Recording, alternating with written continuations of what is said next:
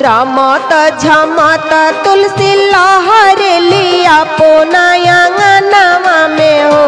तुलसी कह अपना मानवा के बात जी पूछी ले नारायण हो।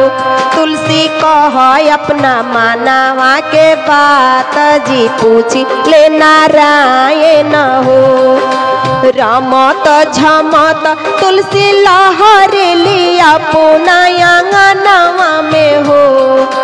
रमत झमत तुलसी लहरे लिया पोनायांगनावा में हो।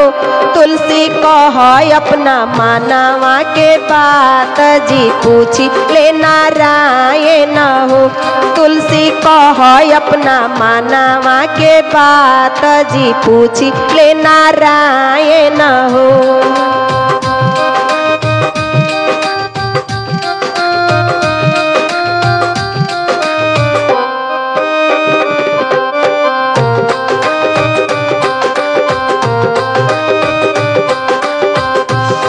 तनी नारायण तुलसी से, तुलसी का बतावा तारी सुन लोग।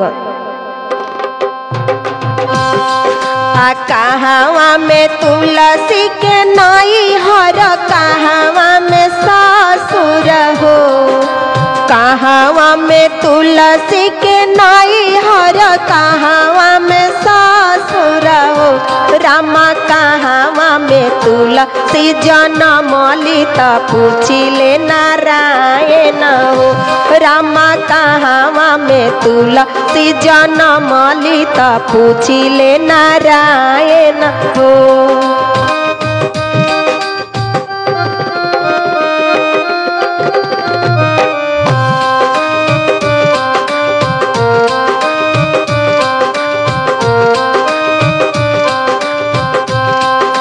तारी तुलसी नारायण से सुनी लोगन। गंगा जी में तुलसी के नाई हर, जमुना में सासुर हो। गंगा जी में तुलसी के नाई हर, जमुना में सासुर हो। रामा को रखेते तुलसी जनम लिता सुनी जी नारायण है। रामा को रखेते तुलसी जनम लिता सुनी जी नारायण है।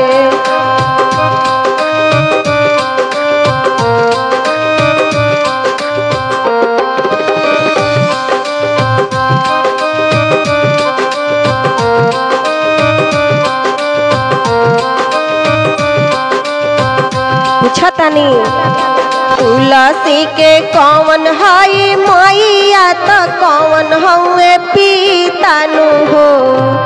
तुलसी के कौन हई मैया त कौन हुए पितानु हो। रामा तुलसी कौन हुए तोहरो सजनावा त पूछी ले नारायण हो।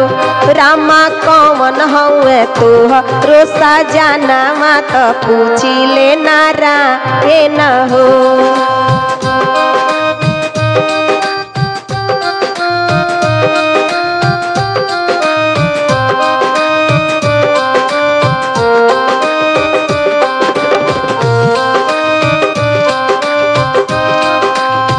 धरती हई तुलसी के मैया त पिताजी आकाश हुए हो।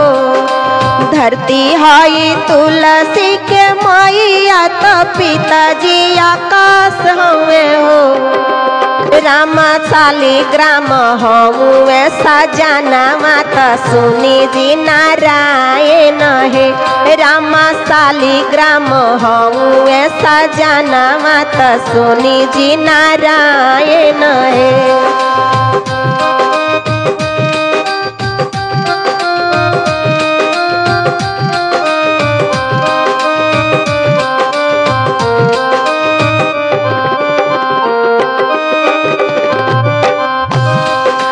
पावन हुए तोहरो नामावा त पावन तोहरो काम हुए हो। पावन हुए तोहरो नामावा त पावन तोहरो काम हुए हो। रामा पावन हुए हवे तोहरो शालिग्राम तो कहिले नारायण हो। रामा पावन हवे तोहरो शालिग्राम तो कहिले नारायण हो।